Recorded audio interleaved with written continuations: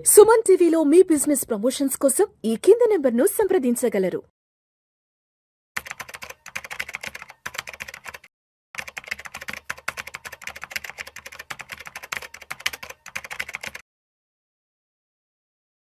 ప్రేక్షకులకి మీ రామచంద్రమూర్తి నమస్కారాలు.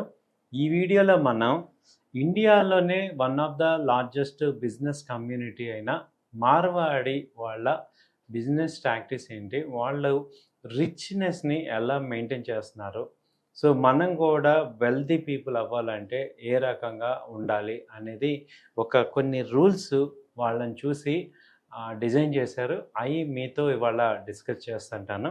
ఇది ఓన్లీ ఫర్ ఎడ్యుకేషన్ పర్పస్ కింద తీసుకోవాల్సిందిగా కోరుచున్నాను. ఫస్ట్ వాళ్ళ రూల్ ఏంటంటే, every rupee you earn should go to work for you. So సంపాదించే ప్రతి రూపాయి కూడా అది మళ్ళీ బిజినెస్లోకి ఇన్వెస్ట్ చేసి అది మనకి వర్క్ చేయాలి అనేది వాళ్ళ ఫిలాసఫీ. చాలామంది ఏం చేస్తారంటే మనీ సంపాదించి దాన్ని ఖర్చు పెడుతూ ఉంటారు. కానీ వీళ్ళు ఏంటంటే మేజర్గా ఫోకస్ చేసేదంతా కూడా before they spend it major investment rupee ఏదైతే సంపాదిస్తామో అది మళ్ళీ వర్క్ చేయాలి అనేది ఫస్ట్ మేజర్ పాలసీ వీళ్ళదే. తర్వాత చూసుకుంటే they spend less on purpose then expenditure. Always వాళ్ళు ఏంటంటే బిఫోర్ దే స్పెండ్ ఎనీథింగ్ వాళ్ళు ఒకటే ఆలోచించేది ఏంటంటే, is it A right expenditure, is it very needed for me, ఇది నిజంగా అవసరమా, ఇది నిజంగా మనం ఖర్చు పెట్టాల్సిన అవసరం ఉందా అని ఒకటికి రెండు సార్లు ఆలోచిస్తారు. కాబట్టి వాళ్ళు ఏంటంటే స్పెండింగ్ చాలా తక్కువ స్పెండ్ చేస్తారు. మూడోది ఏంటంటే, the family is the first business partner. So money అనేది బయట నుంచి కాకుండా ఫ్యామిలీస్ నుంచి, రిలేటివ్స్ నుంచి, క్లోజ్ పీపుల్ నుంచి జనరేట్ చేయాలి.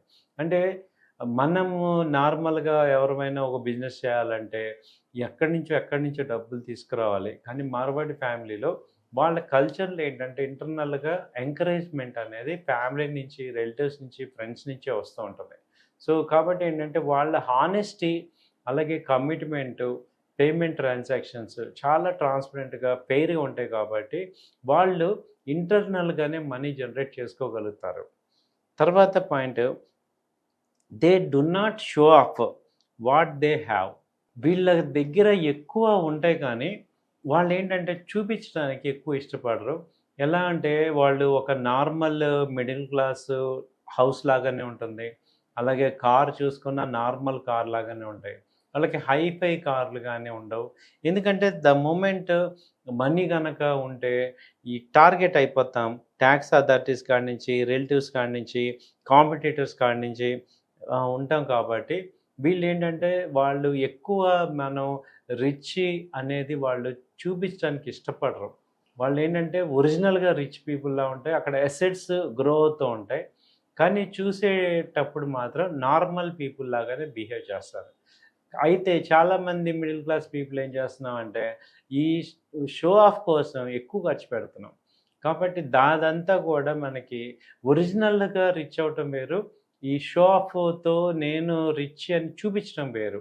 కాబట్టి ఈ రెండింటి యొక్క డిఫరెన్స్ని మార్వాడీస్ బిహేవియర్లో మనకు అర్థమవుతుంది. వాళ్ళకి బాగా డబ్బులు ఉన్నప్పటికీ వాళ్ళు అంత షో ఆఫ్గా చూపించరు. తర్వాత పాయింట్ ఏంటంటే, borrowing is fine but only if it is makes you money.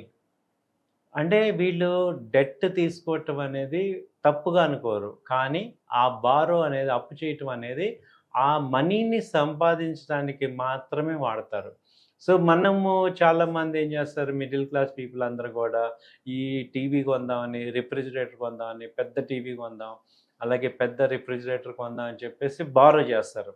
అది రిటర్న్ ఆన్ ఇన్వెస్ట్మెంట్లో నెగిటివ్. కాబట్టి మార్వాడి ఫిలాసఫీ ఏంటంటే అది మనీ ఇచ్చేదైతేనే బారో చేస్తారు, లేకపోతే వాళ్ళు ఆ ఇన్వెస్ట్మెంట్ని డెడ్ ఇన్వెస్ట్మెంట్గా తీసుకుంటారు, డబ్బులు ఖర్చు పెట్టరు. తర్వాత kids learn money before they learn anything else. మన ఇళ్లలో మిడిల్ క్లాస్ కానీ సౌత్ సైడ్ కానీ చిన్నపిల్లలకి డబ్బుల గురించి నాలెడ్జ్ ఇవ్వరు.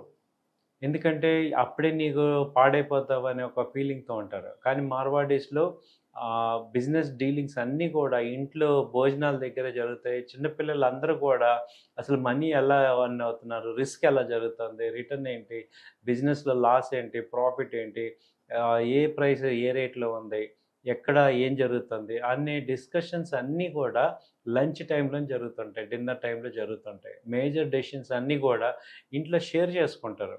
హౌస్ వైఫ్ కానీ, వైఫ్ కానీ, హస్బెండ్ కానీ ఇద్దరు కూడా మాట్లాడుకుంటారు.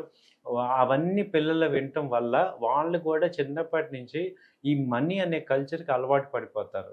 మన ఇళ్లల్లో అంటే మామూలు ఇళ్లల్లో ఎలా ఉంటుందంటే వాళ్ళకి 20 ఇయర్స్ వచ్చి జాబ్ తెచ్చుకునేంత వరకు ఫైనాన్షియల్ ఎడ్యుకేషన్ అనేది తెలీదు. ఇన్వెస్ట్‌మెంట్ తెలీదు. అసెట్ అంటే ఏంటి? లయబిలిటీ అంటే ఏంటి? ఏమి తెలియవు. వాళ్ళేంటంటే అందుకని ఏం చేస్తున్నారు వాళ్ళు షో ఆఫ్ లాగా ఉండటానికి ట్రై చేస్తున్నారు. కానీ తర్వాత they take big bets but only after doing homework. వీళ్ళిక్కడ ఏంటంటే రిస్క్ చాలా ఎక్కువ తీసుకుంటారు. కానీ అనాలిసిస్ చేసి, కేర్‌ఫుల్ అనాలిసిస్ చేసి మాత్రమే తీసుకుంటారు. సో, రిస్క్ తీసుకుంటేనే రిటర్న్ అనే విషయం వాళ్ళకి తెలుసు. బట్ దాన్ని క్యాలిక్యులేటెడ్ రిస్క్ అంటాడు. నాలెడ్జ్ తెచ్చుకొని దాని సాధ్యాసాధ్యాలు ఎంతవరకు ఉంటాయి అనేది ఆలోచించి వాళ్ళు డెసిషన్స్ రిస్క్ తీసుకుంటారు. తర్వాత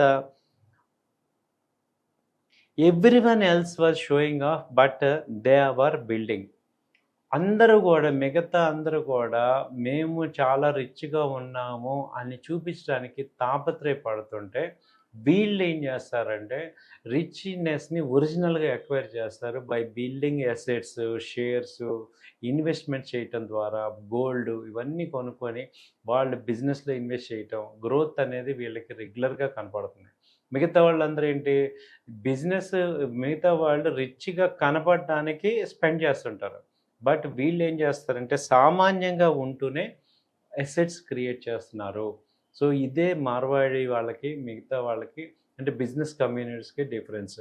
మనము చూపించేది ఏంటంటే they spend less, they earn more and every money they earn వాళ్ళు అది ఇన్వెస్ట్‌మెంట్ లాగా చేసుకొని ఆ రూ. 1 అవ్వచ్చు, రూ.